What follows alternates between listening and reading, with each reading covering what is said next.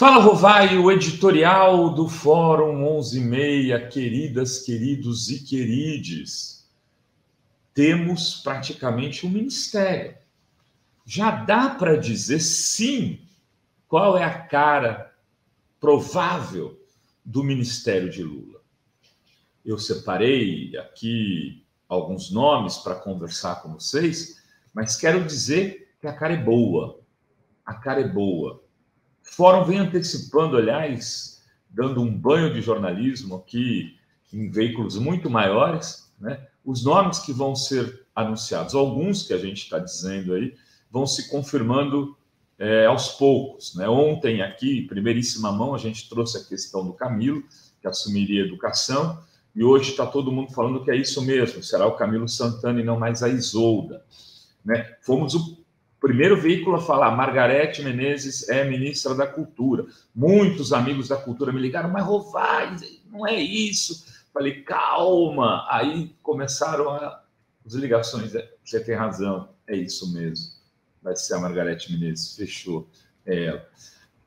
Estamos dizendo aqui que houve uma reviravolta no Ministério do Desenvolvimento Agrário. Seria um homem, o Valmir, né, o ministro agora está virando para ser uma mulher, a Maria Fernanda, ex-presidência, que foi presidenta da Caixa Econômica Federal, né? A Nízia Trindade, no Ministério da Saúde Fórum, cravou ontem o nome dela no Ministério da Saúde, e já fizemos da biografia dela como a primeira ministra da história. Estamos apostando. Se tiver reviravolta, tudo bem, barriga nossa. Mas já cravamos. Nízia Trindade, ontem pela manhã, quem lê a Fórum ficou sabendo. Ou seja, estão falando que está sem áudio aqui, Dri, espero que não seja verdade. As coisas vão ganhando cara. Bom, a Tebet vai para o Ministério? Vai, gente, a Tebet vai. O Lula está esperando fechar o acordo com o MDB.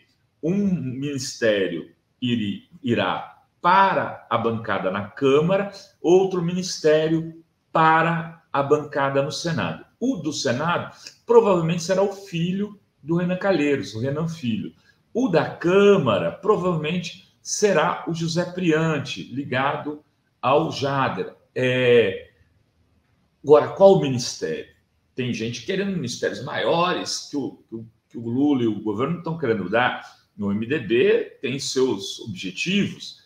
E aí ele está negociando porque terá que entregar o terceiro ministério para o MDB na sua cota pessoal, que é a Tebet. Marina deve ir ao governo como ministra da Educação. Haddad fechado, Dino anunciado, o Mauro, embaixador, também anunciado, o Múcio na defesa. Enfim, qual a cara desse governo? A meu juízo, nós temos uma cara, neste terceiro mandato do governo Lula, melhor do que a do primeiro mandato. E vou, muito rapidamente, dizer por que considero isso. Porque no principal cargo que dita o nível de crescimento e desenvolvimento do país, nós trocamos Palocci por Haddad.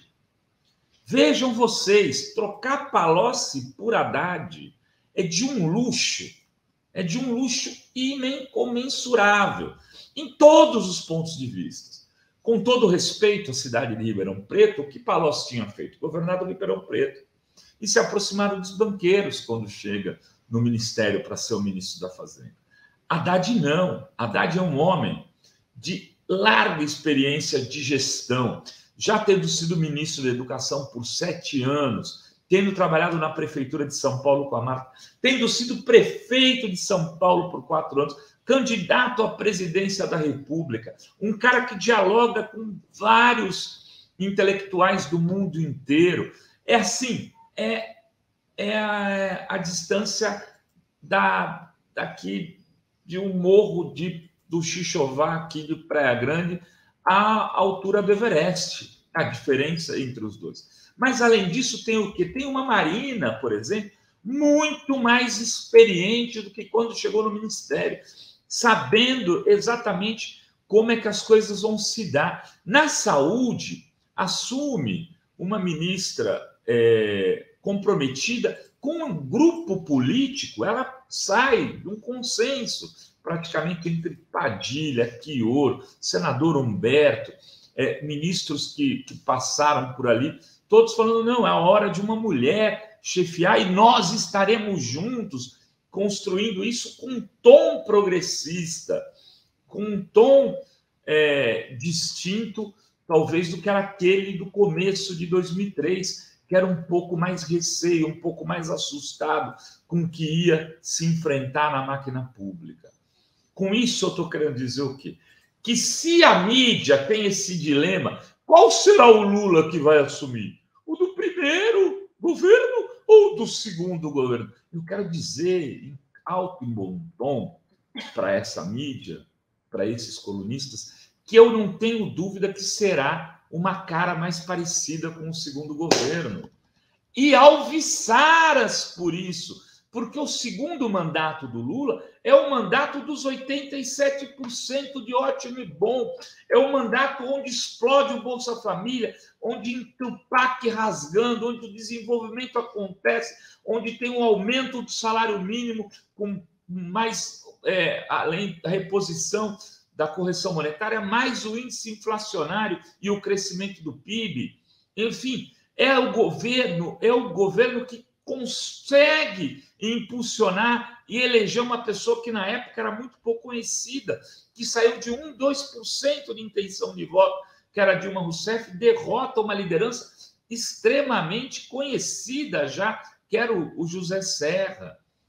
Essa mesma liderança se reelege depois, ainda com base no que tinha sido feito por Lula, exatamente no segundo mandato, que esses críticos, esses colunistas, enfiem sua viola no saco. O Lula que vem aí é o do segundo mandato, mas talvez seja um pouco mais do que o do segundo mandato, um pouco mais progressista, um pouco mais à esquerda, escolhendo seus parceiros, inclusive na direita, que sejam alinhados às suas políticas públicas.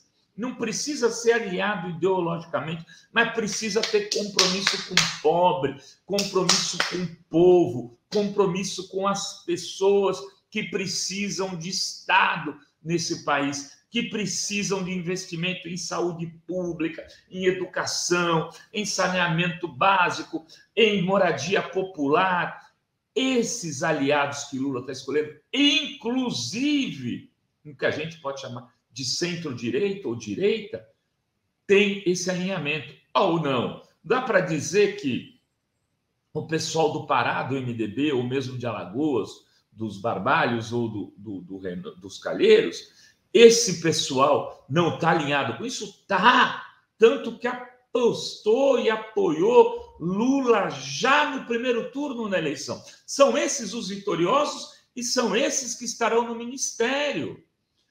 Lula não vai se render à lira, não entre nessa. Pode fazer acordo, sim. Acordo a política exige a capacidade de fazer acordos. Não esperem de um grande político que ele não faça política. Se vocês confiaram o voto em Lula, é para fazer o que ele sempre fez. Lula é o mestre dos acordos. Lula operava acordos lá em 77, no ABC, em São Bernardo. Era lutar no meio da ditadura contra governos extremamente duros que o levaram à primeira prisão, a primeira vez que ele prisão, precisava de acordo, precisava saber se defender nos acordos, inclusive com o Luiz Eulálio de Bueno Vidigal, que era o presidente da Fiesp à época, com o Delfim Neto, que era ministro da Economia, com Erasmo Dias, que era chefe de segurança. Lula falava com todos com turma.